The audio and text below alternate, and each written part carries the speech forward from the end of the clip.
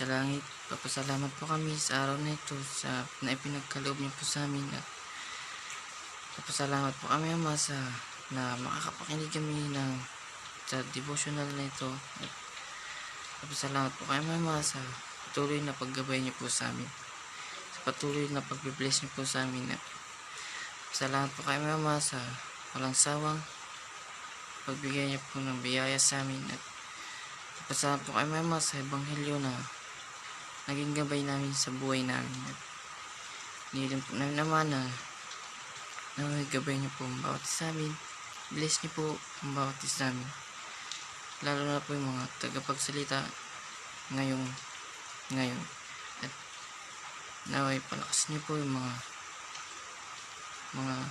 pananampalataya namin upang maintindihan yung mga mensahe na pinahatid niyo po sa amin ngayon.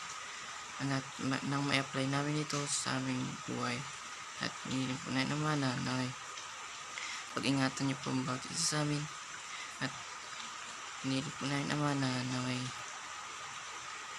pagalingin niya po yung may mga sakit, mga karamdaman, at dito po yung aming iniwan sa Panginoon Jesus Christ. Amen.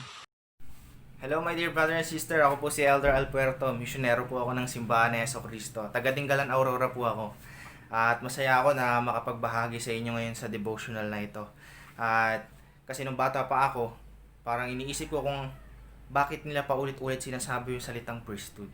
Mula sa mga misyonary nagturo sa amin, sa mga teacher ng simbahan, sa mga leader ng simbahan, sinasabi nila paulit-ulit yung priesthood, no? Pero yung priesthood, alam natin na kapangyarihan siya ng Diyos na nagmula sa Diyos na pinagkaloob sa mga karapat-dapat na kalalakihan ng simbahan ni Jesucristo dito sa mundo. May mga uri siya, di ba? Yung una, Aaronic priesthood at Melchizedek priesthood. Sa Aaronic priesthood, meron naman 3 ding kategory. Yung una, deacon, teacher, at priest.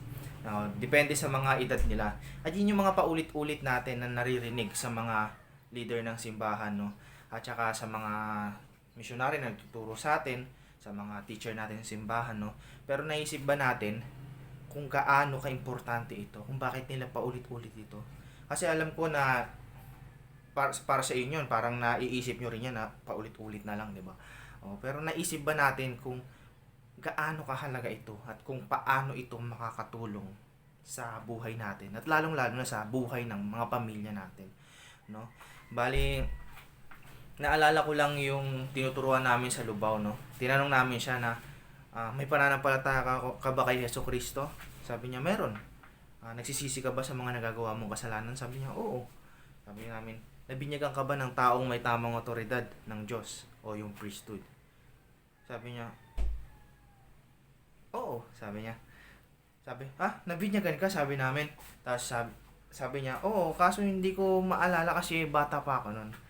So yun, my dear brother and sister, lahat po, maraming mga tao na kayang magbinyag, no? Pero meron tayong tinatawag na priesthood na siyang dapat magbinyag. Pero, my dear brother and sister, tulad natin siya sa mga 3 driver. Yung unang driver, nagda-drive na siya, 8 years old pa lang. Yung pangalawang driver, 10 years na siya nagda-drive. Yung pangatlong driver, 2 years pa lang siya nagda-drive. Pero may lisensya siya. Ngayon nagda-drive sila. Tapos papunta sila sa checkpoint. Sa checkpoint, sino po ang tatanggapin? Malamang yung may 'di ba, yung may lisensya. Kasi siya yung may lisensya. Siya yung karapat-dapat lang na dumaan, 'di ba? Kahit 8 years old ka pa lang nagda-drive, kahit 10 years ka na nagda-drive. Pero kung wala kang lisensya, parang hindi ka pa tatanggapin, 'di ba? Sa checkpoint. Ngayon yung tulad natin siya sa mundo. Yung mga driver ay yung mga simbahan na nakikita natin sa paligid natin. Yung lisensya ay yung priesthood. At yung checkpoint ay yung si Jesus Christ o yung pagparito ni Jesucristo, no? Ngayon, lahat ng simbahan kaya nilang magbinyag, kaya nilang magturo, kaya nilang maggawa ng mga himala, magpaalis ng mga bagyo, ng mga may sakit. Diba? Marami silang kayang gawin. Kasi parang tumanda na sila doon sa mga kultura nilang ganon. Pero may mga experience na sila. Parang yung mga driver kanina, marami ng experience. Pero yung 2 years driver na may lisensya, no? Siya yung karapat-dapat. Ngayon, sa mundo natin, yung simbahan ni Jesucristo na mga banal sa huling araw, siya yung may priesthood. Sa kanya binigay yung priesthood ng Diyos. Ibig sabihin, siya lang yung tatanggapin sa checkpoint o sa pagparito ni Jesus Christ. Pero hindi po ibig sabihin na nabinyagan ako ng may priesthood, no? Ay ligtas na tayo. May mga kailangan pa rin tayong gawin, my dear brother and sister. Kaya sobrang halaga ng priesthood sa atin. Bali, kaya swerte ka, no? Kung isa ka sa may priesthood, kung may priesthood ka, swerte ka dahil isa ka sa mga napili na pinagkatiwalaan ng Diyos. Naalala ko lang yung panaginip ko nung bago ako pumunta sa mission, no? Na naginip ako na meron daw akong kotse. Yung Ranger 4X4, kulay green, yung favorite ko, no? Bali, nililinisan ko daw siya. Tapos pagod na ako. Tapos may dumaan na nagtitinda ng turon. Sabi niya, bakit mo nililinisan yung yung kotse mo? Kung meron ka namang pambayad para magpa-car wash. Sabi ko sa nagtitinda ng turon, ito pong kotse na to, ito ay blessing sa akin. Swerte ako dahil meron ako nito. Dahil kaya kong pumunta kung saan ko gusto, nahatid ko yung mga anak ko. Ayun pa yung sabi ko eh. Pero, dahil swerte ako dito, dahil blessing sa akin to, responsibilidad ko na linisan to. Kaya yun, my dear brother and sister, kung swerte tayo, o may blessing para sa atin, blessing sa atin yung pagkakaroon ng priesthood, ay yun yung, kumbaga, andun yung responsibilidad pa rin. Kapag tumaas yung blessing natin, tataas din yung responsibilidad natin, my dear brother and sister. Kaya kung bilang priesthood, marami tayong responsibilidad na kailangan gawin. Unang-una sa simbahan, sa labas ng simbahan, no? Yung pagiging halimbawa natin sa pamilya natin, lalong-lalo na. At ngayon, dahil may responsibilidad tayo, may blessing din naman sa atin yung kapangyarihan ng priesthood. Diba? At naalala ko lang yung sinabi ni Spider-Man, no, na yung may mga yung sa pamagitan ng kapangyarihan, dahil meron kang kapangyarihan, no, meron ka ring responsibilidad. Ayun po yung parang sikat na phrase ni Spider-Man. Pero yung priesthood nasa atin siya, di ba? Bilang mga kalalakihan, mga karapat-dapat na kalalakihan, nasa atin siya, pero yung power niya, nawawala siya. Parang cellphone lang, di ba? Kapag pumili ka ng cellphone, sa'yo na yun. Pero kapag nalobat yun, magagamit mo? Hindi, di ba? Kaya yung priesthood, nasa atin lang siya. Nasa atin lang yung priesthood. Pero yung kapangyarihan ng priesthood, yung power ng priesthood, nawawala din siya. Kapag nawawala tayo sa landas ng ating Ama sa Langit at ni Jesucristo.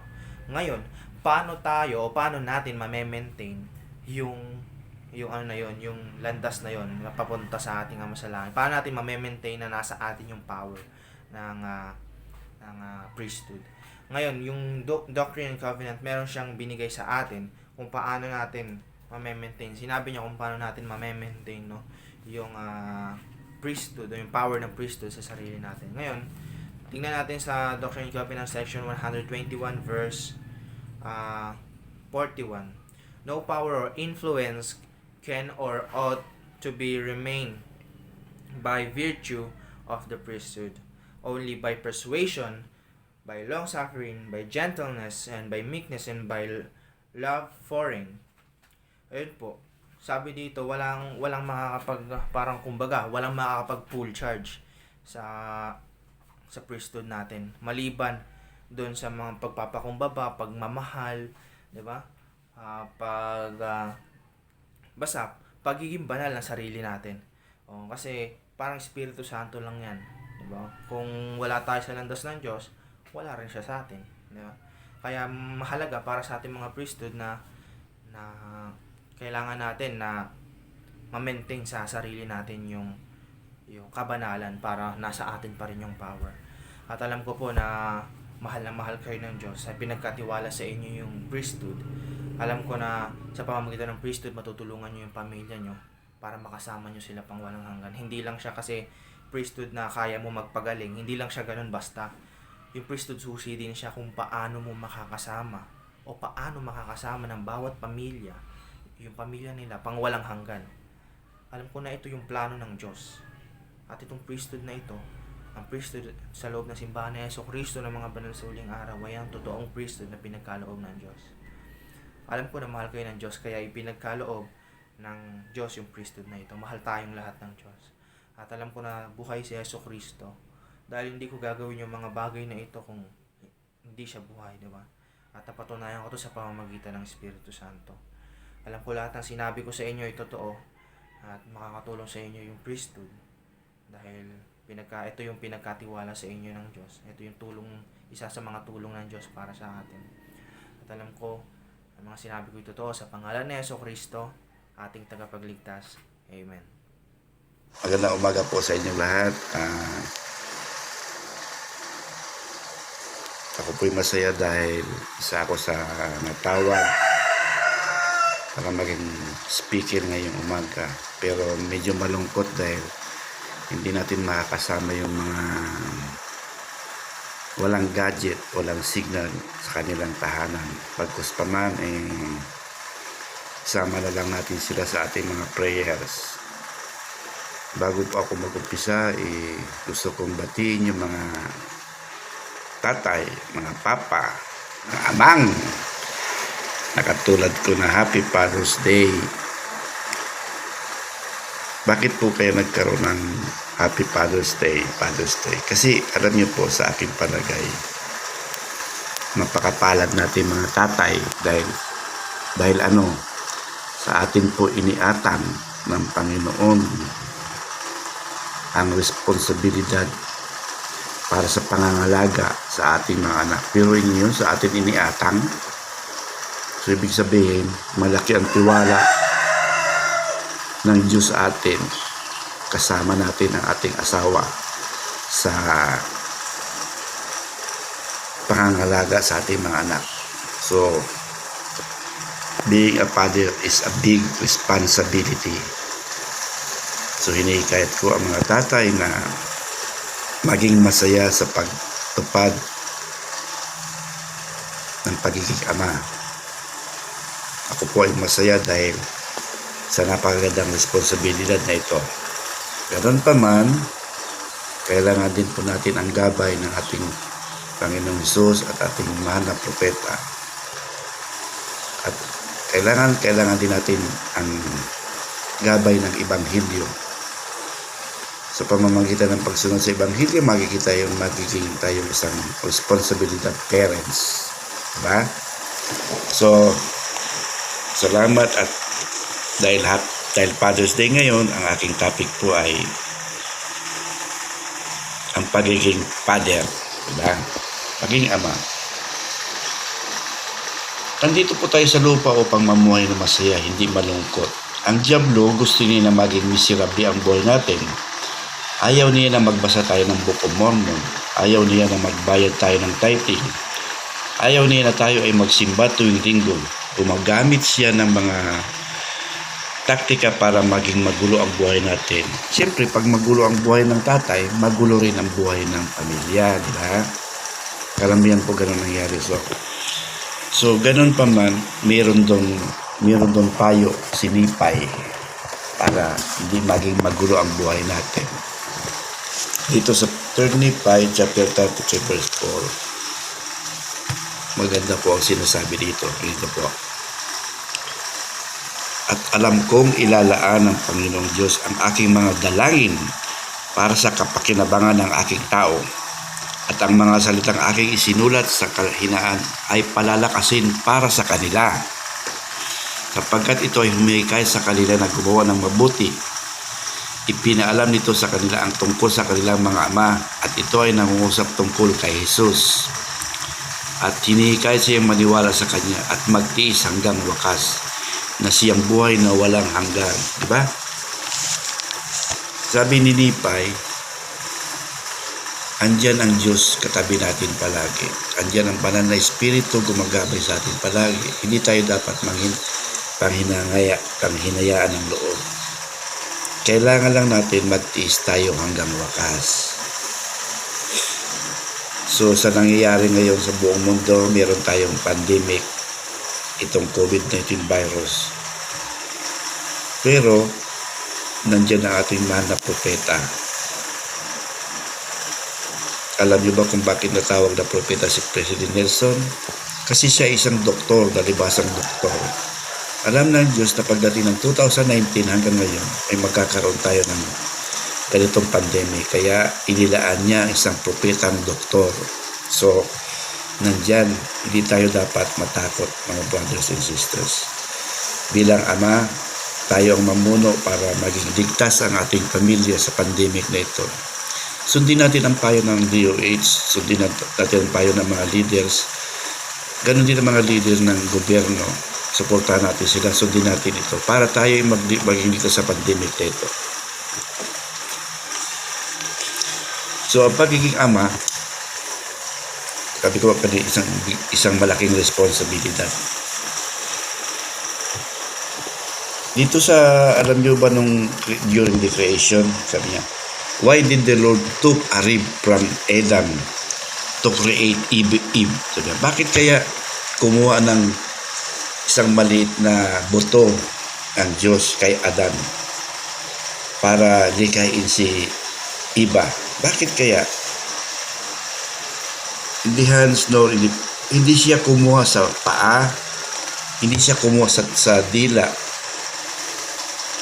hindi din sa kamay, hindi siya kumuha ng buto sa kamay, hindi rin siya kumuha sa paa. Bakit siya kukuha sa paa? Nakatadyakan lang natin ang ating mga asawa kung kukuha siya ng buto sa paa. Hindi siya kumuha sa tang, hindi siya kumuha ng rib sa tang para hindi natin pagsalitaan ng masakit ang ating asawa. At hindi rin siya kumuha ng buto sa kamay para wag nating saktan ang ating asawa.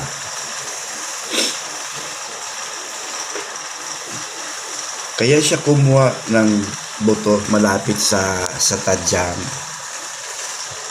Kasi yung ribs ay malapit sa puso, diba? Malapit sa puso 'yon. Ibig sabihin nun, ibigay natin ang tunay na pagmamahal sa ating asawa.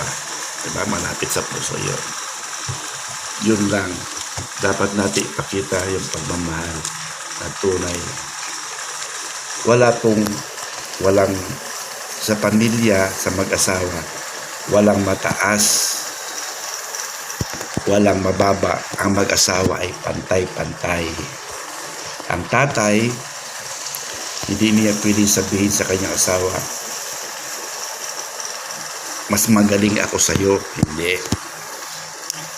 Ang mag-asawa ay parehas magaling, di ba? So, hindi natin kaya ang gusto ng Panginoon, pakita natin araw-araw ang pagmamahal natin sa ating asawa. Kapag nakita ng mga anak natin na minamahal ng tatay niya ang kanyang nanay at asawa, magiging papasok yun sa utak ng mga anak. Paglaki nila, gagawin nila yun sa kanilang magulang, sa kanilang asawa.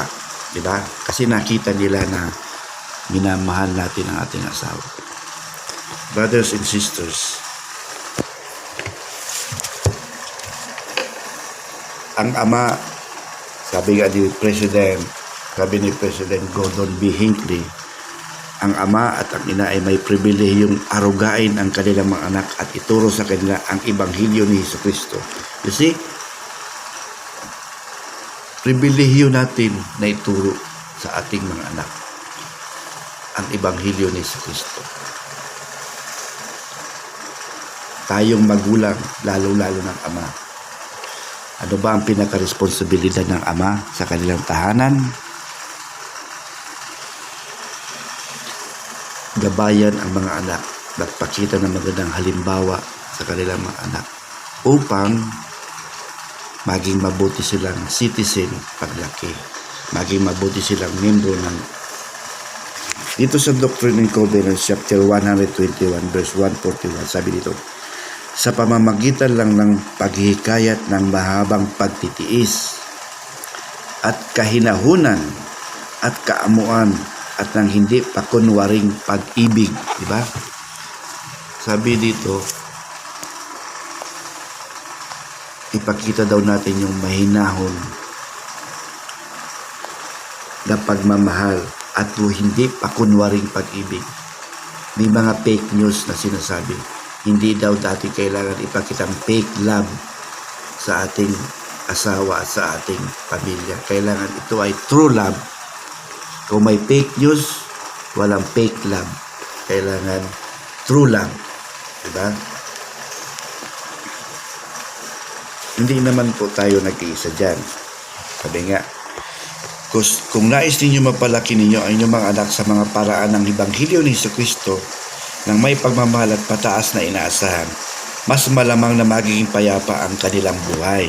So, ibig sabihin, nandun pa rin ang Ebanghelyo ni Jesucristo. Kailangan nasa isip ng mga anak natin na nasa puso nila ang Ebanghelyo ni Jesucristo. Yun ang magiging gabay nila.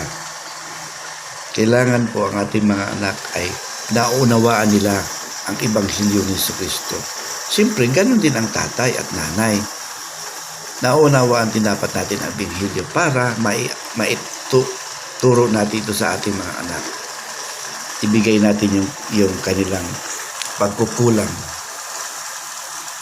Ituro natin sa kanila ang mga hindi nagagawa ng ating mga anak sa pamamagitan ng hindi mapagkunwaring pag-ibig at kahinahunan sa lahat ng oras, sa lahat ng panahon. Pasalamat ako sa inyo lahat. Nabati ko muli ang mga tatay ng Happy Father's Day. Naway palagi tayo maging masaya sa ating ginagawa bilang isang ama ng ating tahanan. Naging masaya tayo dahil malapit na po siguro tayong magsama-sama sa sacrament services. Muli, iwan ko sa iyo ang patutuo na alam ko siguro ito ay totoo.